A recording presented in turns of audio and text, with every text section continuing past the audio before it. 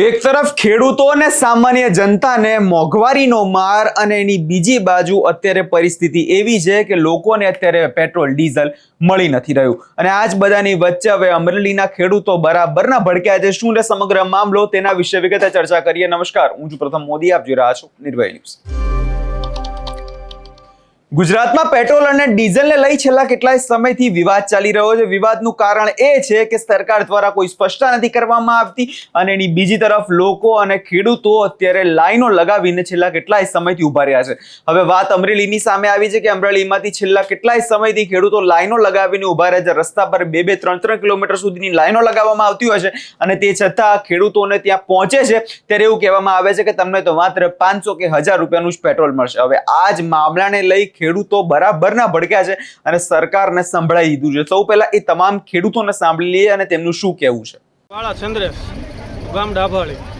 શું માંગણી છે તમારી? મારી માંગણી એ છે કે સમયસર ડીઝલ મળી રહે ખેડૂતોને, તો પૂરતો પુરવઠો મળે તો ખેડૂતો હેરાન ન થાય। પેટ્રોલ પંપ માલિક તરફથી તો અહીંયાથી ડીઝલ પૂરું ભરી આપવામાં આવે જ છે, પણ પૂરતો પુરવઠો ન હોવાથી, ખાલી થઈ જતું હોવાથી ખેડૂતોને પરેશાન થાય છે। સમયસર પુરવઠો મળી રહે એ માટે તંત્ર તાત્કાલિક કોઈ પગલાં લે? સમયસર પુરવઠો મળી રહે એ માટે તંત્ર તાત્કાલિક પગલાં લે। અહીંયા પેટ્રોલ ડીઝલ હોય તો માલિક ભરી આપે ને, પણ અહીંયા પૂરું નથી આવતું તો કઈ રીતના ભરી આપે? ભાઈ જતુભાઈ વાળા, ગામ નાગદરા। અમે ખેડૂત છે, પેટ્રોલ ડીઝલની બહુ અછત છે, હેરાન થોડાક થાય છે।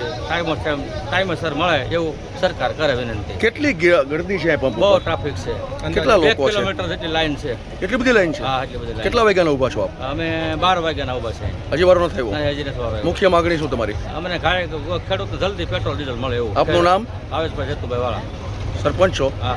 કયું ગામ? નાગદરા। અશોકભાઈ નરસિંહભાઈ બાબરિયા, કયું ગામ? દેવળા। હવે કેવા કારણોસર તમે આવ્યા છો? ડીઝલ લેવા માટે આવ્યા છે। કેટલા વાગ્યાના આવ્યા છો? 3 વાગ્યાનો ઊભો છે લાઈનમાં। કેટલી પબ્લિક કેટલી છે અહીંયા? 3000 લાગે છે। અને શું માંગણી, મુખ્ય માંગણી શું છે આપની? ડીઝલ મળી જાય તાત્કાલિક। ખેતીની સિઝન ચાલી રહી છે અને સમયસર ખેડૂતોને ડીઝલ મળે એ માટે કોઈ પબ્લિક વ્યવસ્થા, હેરાન થાય છે। વહીવટી તંત્ર દ્વારા તાત્કાલિક વ્યવસ્થા કરાવે। હા,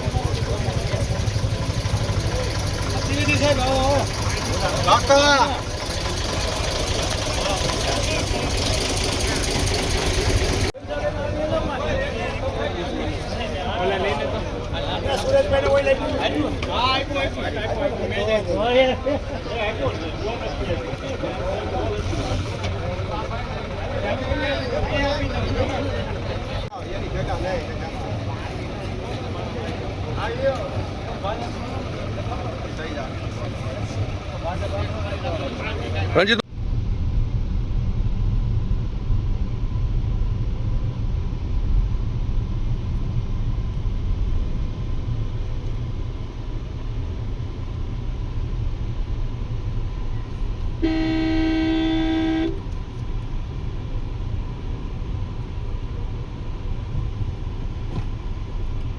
હમણાં ઉતારીને લઈ લે, આ લાઈન લાંબી છે।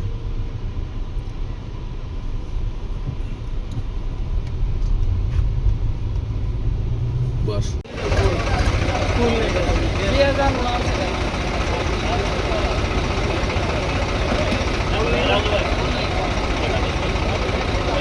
એટલે જે રીતે અહીંયા તમે ખેડૂતોને સાંભળ્યા અને તેમના દ્વારા વાત એવી કહેવામાં આવી રહી છે કે સરકાર શા માટે કોઈ બી નક્કર પગલાં નથી ભરી રહી। એક બાજુ અત્યારે પેટ્રોલ ડીઝલની જે અછત સર્જાઈ છે તેને કારણે લોકો ત્રાહિમામ પુકારી ઉઠ્યા છે। સરકાર દ્વારા હવે વાત એવી કહેવામાં આવતી હોય છે કે ગુજરાતમાં પેટ્રોલ ડીઝલ તો પૂરતા પ્રમાણમાં છે, તો શા માટે આટલી બધી લાઈનો જે છે અત્યારે ગુજરાતમાં લાગી રહી છે તેનો જવાબ કેમ સરકાર નથી આપી રહી। એક બાજુ અને પેટ્રોલ પંપ પર અત્યારે જે ખેડૂતો પહોંચ્યા છે, લોકો પહોંચ્યા છે અને ત્યાં જોવા જઈએ તો મામલો ગરમાય નહીં, ખેડૂતો ત્યાં હલ્લા બોલ ના કરે અને લઈ ત્યાં પોલીસની હાજરીમાં અત્યારે ત્યાં પેટ્રોલ ડીઝલનું વિતરણ જે છે ગુજરાતના દરેક પેટ્રોલ પંપ પર અત્યારે કરવામાં આવી રહ્યું છે.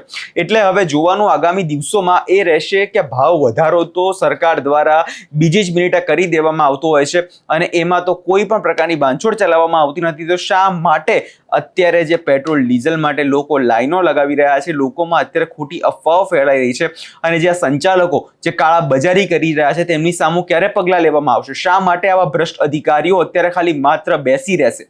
હવે આગામી દિવસોમાં જોવાનું એ રહેશે કે થાય છે શું. આ વિષયમાં તમારો શું અભિપ્રાય છે અમને કમેન્ટ કરી ચોક્કસથી જણાવજો અને અમારી ચેનલ નિર્ભય ન્યૂઝને લાઇક, શેર અને સબસ્ક્રાઇબ કરવાનું ભૂલશો નહીં.